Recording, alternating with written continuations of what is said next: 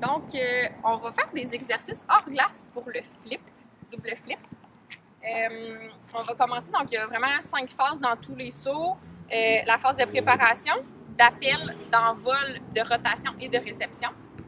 On va commencer par vraiment notre virage 3 pour aller se positionner par en arrière. Avoir vraiment la bonne position à être aligné. Donc, on va utiliser un élastique ou en l'occurrence aujourd'hui, c'est un fil pour avoir un bon placement des bras au-dessus de notre tour de notre cercle. Tu peux prendre le fil et ça va être vraiment juste, tu peux y aller vers moi, tu vas faire comme le virage. Non, mais c'est dans cette position-là, ça va être. Et on va faire le virage 3 et regarder vraiment ta position avec ta hanche qui va être ouverte. On va recommencer cet exercice-là, puis quand tu fais ta poussée par en avant du virage 3, étire déjà tes bras, que tu aies vraiment ton bras gauche qui soit placé en avant. Pousse, tourne. Super. Donc, on a la hanche qui reste placée là. Ta hanche qui est ouverte. Tu peux ouvrir un petit peu plus ta hanche. Ouais. Dans le fond, le pied qui va venir piquer ensuite. Tu as vraiment ton bras droit qui est aligné avec ta jambe. Le bras gauche, ici, on va essayer de le mettre environ à la hauteur du nombril, donc toujours l'aligner. Il est un petit peu plus à l'intérieur que le genou, mais ensuite, on va être capable avec notre bras droit de venir vraiment traverser, faire notre planche de l'autre côté. Donc, cet exercice-là est maîtrisé. Tu peux me remettre le fil. Maintenant, on va parler vraiment du pic. Donc, une fois qu'on a fait notre virage 3, on est en arrière, on veut que notre jambe qui s'en va piquer ait une force et une résistance pour qu'on puisse l'utiliser pour aller faire notre envol et notre rotation du saut. Donc, tu vas pouvoir reculer dans ce sens-là et vraiment pratiquer le pic qui te fait reculer au complet tout ton corps.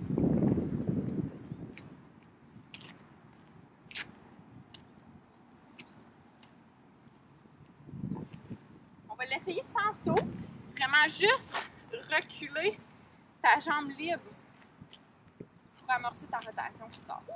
Ouais. On voit qu'il y a vraiment une résistance entre ces deux jambes. C'est comme si ça crée l'effet d'un ciseau qui vient fermer. Maintenant, on va parler du H. Donc, une fois qu'on a piqué, on s'en va lancer. Donc, une fois qu'on lance, on a vraiment la position du H. Donc, comme si on a une ligne, un H minuscule, là, avec notre jambe qui va être à 90 degrés. Donc, on va venir se placer pour lancer en H. Et rester là. Donc, tu vas pouvoir faire juste un demi-tour dans ton saut et essaie de venir bloquer dans l'autre sens. Pour qu'on te voit bien, tu peux venir ici et le faire face à nous. Hop. Parfait. Quand on tourne trop, parce que c'est sûr qu'on est habitué de tourner plus qu'un demi-tour, on peut pratiquer justement notre anti-rotation pour venir se replacer. Ça va être utile aussi pour ajouter des combines avec un double low, puis c'est toujours le même placement, la même position.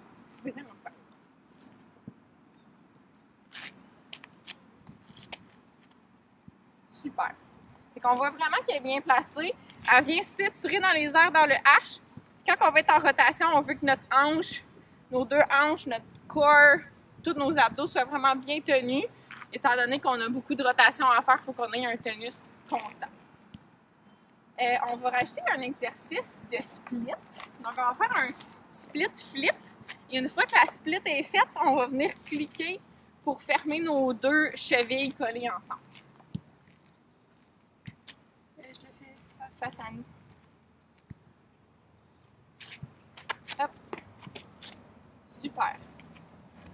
Maintenant, on va faire le tap. Donc, ça va être vraiment les deux pieds qui vont venir coller ensemble.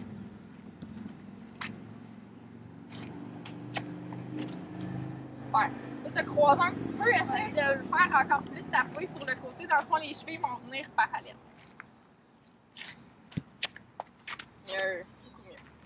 Fait qu'on sent vraiment que c'est l'effet du ciseau, là, c'est de coller les deux jambes ensemble qui va faire vraiment une bonne pratique pour la mémoire musculaire.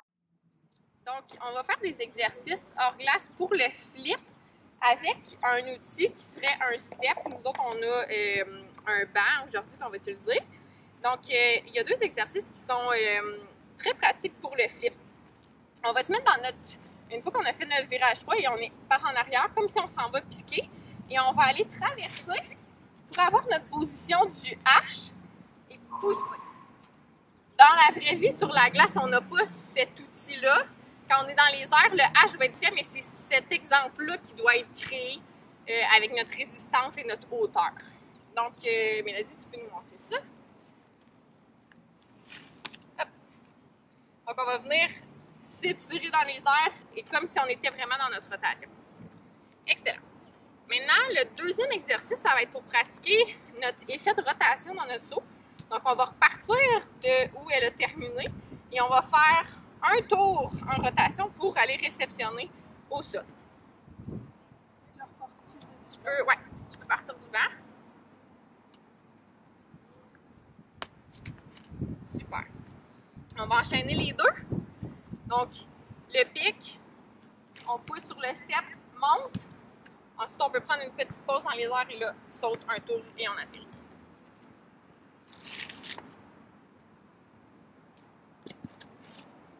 Good. Fait que ça, c'est vraiment un exercice qui peut être pratiqué régulièrement pour vraiment améliorer notre vitesse de rotation dans les sauts.